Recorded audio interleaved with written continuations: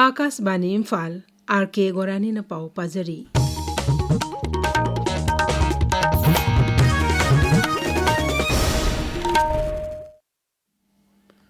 मुख्यमंत्री युमनाम खेमचानगा national human rights commission की मिहुत बेजा भारती सयानी गंगसे मुख्यमंत्री के सेक्रेटरी उनक्रे। सोशल मीडिया थागलप वारोलदा मुख्यमंत्री हाई उनब अदुदा हौजिक राज्यस्ता ओरिबा चरांगनेब फिबम कया असिगी मथक्ता मियोबिगी हक्क मरी लेना वाफम कयागी मतंगदा कुमना वारी सानखी। सरकार असिना ओरिबा फिबम असिदा मियोबिगी हक खोंगाउनोबगी थबक चथबक कया कुमना येंगसिल्ली अमसुंग लमदम असिगी मियाम मरु ओइना नुपी अमसु आंगांगसिंगी हक ngak senduna thamnaba lepalait na honeri hainasu मुख्यमंत्री na phongdokhi।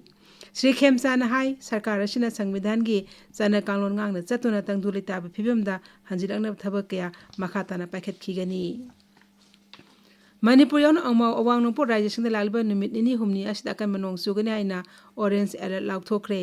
इंडिया मेड विभाग इम्फाल सेंटर ना हाइरी राज्य असिगी मफम अयाम्बदा हाइरिबा मतम असिदा अखक अराव यावना नोंग चुरबा याय।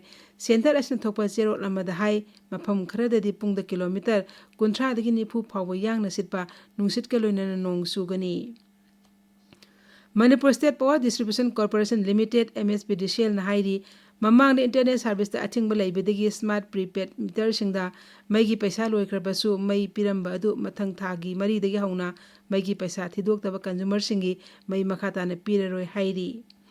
MSPDCL के general manager NG Kiran Kumar थोकपा चेरोल अमदा खुदोंचादबा सिंग थोक्तनबा कंज्यूमर सिंगना थिदोक्तना लैरिबा मैगी सेनफम सिंग हाइरिबा मतम असि फावगी मनुंगदा थिदोक्नबा खंगलकली। नोंगसु बेंगल दंगसी विधानसभा मेखल अनि सुबम अरोइबा तांककदा बोट थादबगी सांग चादा 42.3 यौखी। मिखल असिदा पामदबा थौदोक मचा मचा खरा थोकपा नतना मपुंग ओइना येंगबदा शांति ओइना मिखल पांगथोखी।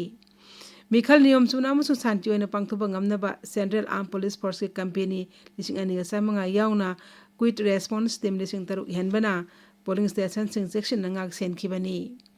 पोलिंग स्टेशन खुदिमोद CCTV कैमरा खिंदिन ऑफिशियल सिंगना कुमना येंगसिनखी।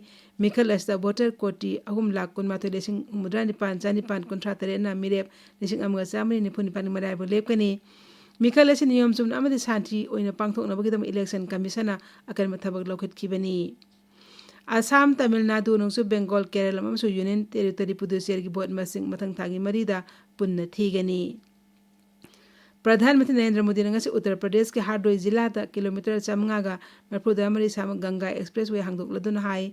एक्सप्रेसवे असिना राज्य असिगे चौखट थरंगी लंबीदा अनौबा लाइफलाइन अम ओइरगनी।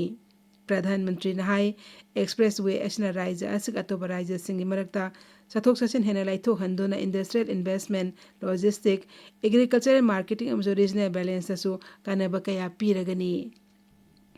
उत्तर Pradesh expressways industrial development authority ने सेंब एक्सप्रेसवे असिना राज्य असिगे नोंगसुप मयाई थंग अमसु नोंगपोक थंग सरुकसिंग सिंगल हाई स्पीड कॉरिडोर की खुथांगदा समनाहलगनी अमसुंग मसिना राज्य असिगे ख्वाइदगी सांगबा एक्सप्रेसवे ओइरगनी।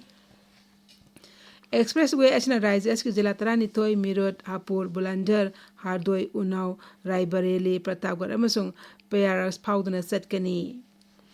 ngaksil मंत्री राजनाथ सिंह ने इटली ngaksil मंत्री गुइदो क्रोसेटो ga न्यू दिल्ली दा उनदुना लेबाक अनि ngaksil gi matangda wari sanagani।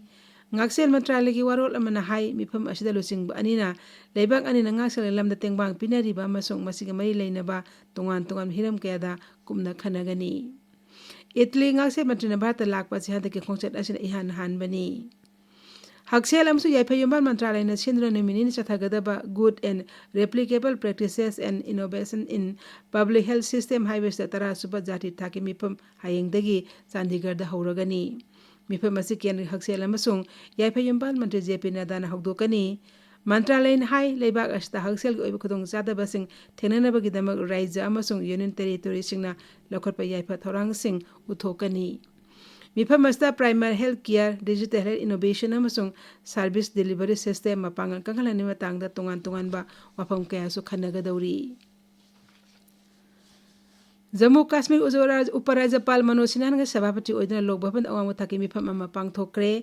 मिफम अदुदा Amarnath यात्रा की सेम सारीबा अमसुंग सिक्योरिटी की हौजिक ओइरिबा ngaksil फिबंग मतंगदा कुमना खनकी हाइरी पाउ लोइजरे।